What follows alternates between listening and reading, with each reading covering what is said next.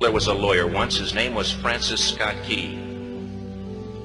He penned a song that I'm sure you're aware of. You've seen it. It's in most hymnals throughout our churches. It's called the national anthem. It is our song as an American. We go, however, to a ball game. We stand in our church services and we sing the words of that song, and they float over our minds and our lips, and we don't even realize what we're singing. Most of us have memorized it as a child, but we've never really thought about what it means. Let me tell you a story. Francis Scott Key was a lawyer in Baltimore. The colonies were engaged in vicious conflict with the mother country, Britain. Because of this conflict and the protractedness of it, they had accumulated prisoners on both sides. The American colonies had prisoners and the British had prisoners. And the American government initiated a move. They went to the British and they said, let us negotiate for the release of these prisoners. They said, we want to send a man out to discuss this with you. They were holding the American prisoners in boats about 1,000 yards offshore. And they said, we want to send a man by the name of Francis Scott Key. He will come out and negotiate to see if we can make a mutual exchange. On the appointed day in a rowboat, he went out to this boat and he negotiated with the British officials. And they reached a conclusion that men could be exchanged on a one-for-one basis. Francis Scott Key, jubilant with the fact that he'd been successful, went down below in the boats, and what he found was a cargo hold full of humanity, men. And he said, men, I've got news for you tonight. You're free. He said, tonight I have negotiated successfully your return to the colonies. He said, you'll be taken out of this boat, out of this filth, out of your chains.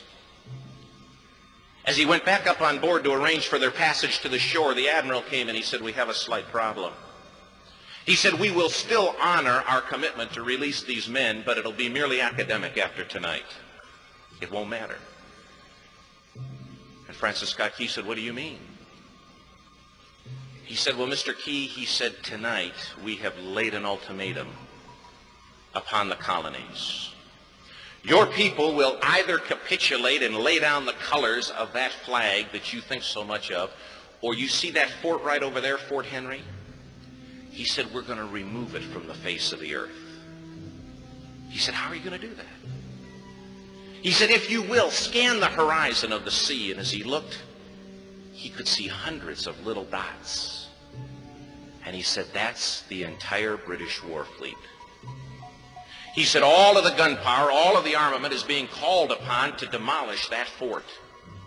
It will be here within striking distance in a matter of about 2.5 hours. He said, the war is over. These men would be free anyway. He said, you can't shell that fort. He said, that's a large fort. He said, it's full of women and children. He says, it's predominantly not a military fort. They said, don't worry about it. They said, we've left them a way out. And he said, what's that? He said, do you see that flag way up on the rampart? He said, we have told them that if they will lower that flag, the shelling will stop immediately. And we'll know that they've surrendered, and you'll now be under British rule. Francis Scott Key went down below and told the men what was about to happen.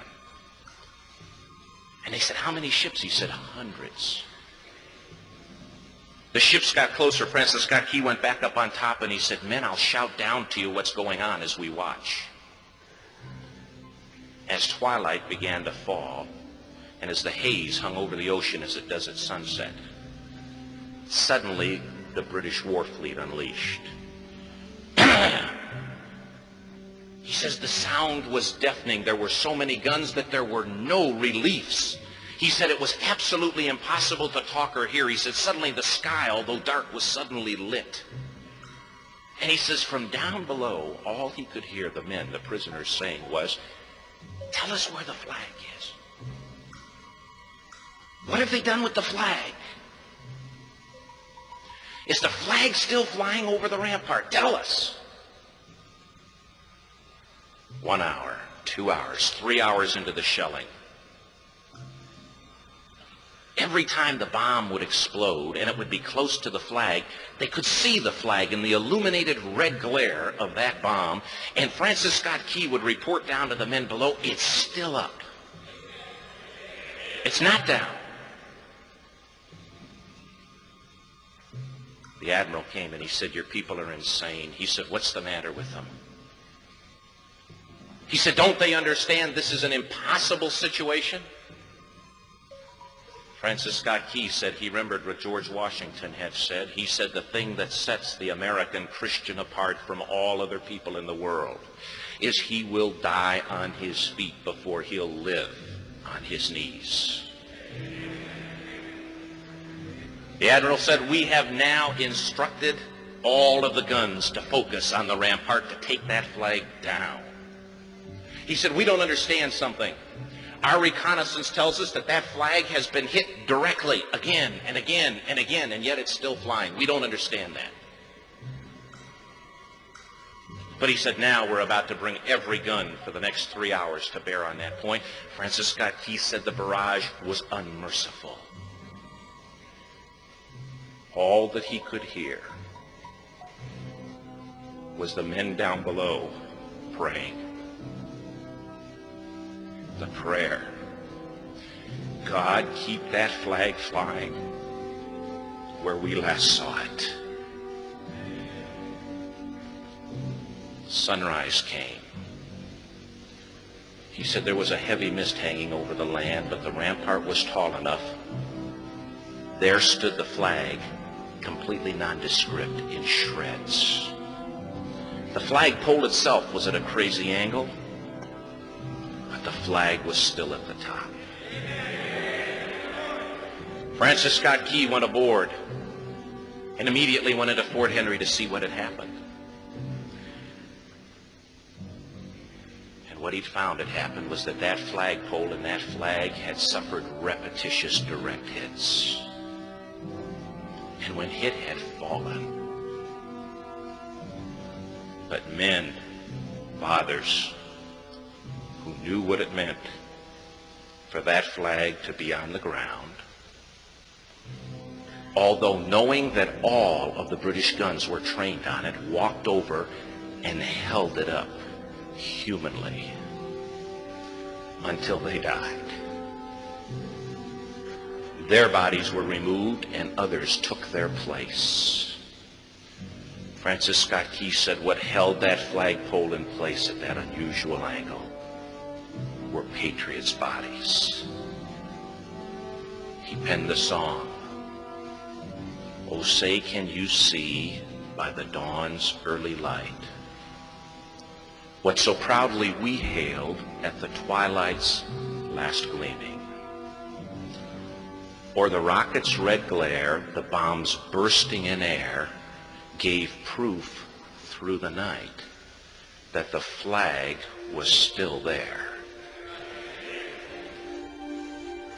Oh, say, does that star-spangled banner yet fly and wave o'er the land of the free and the home of the brave?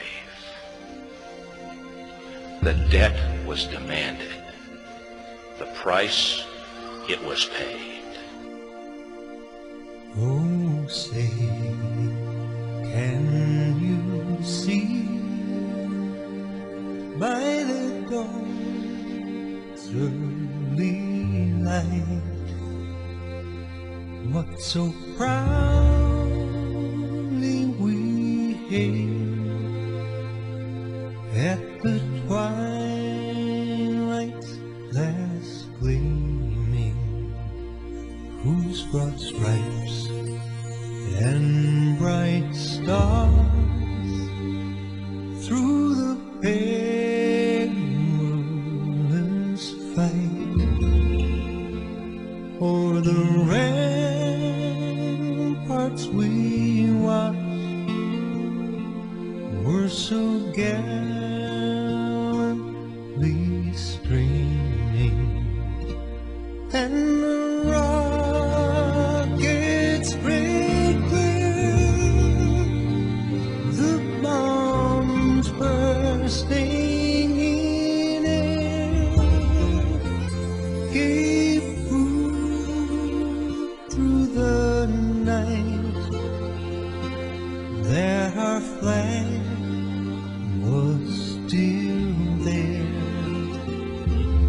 Oh, say, does that star-spangled banner yet wave o'er the land of the free and the home of the brave? Oh, say, does that star-spangled banner yet wave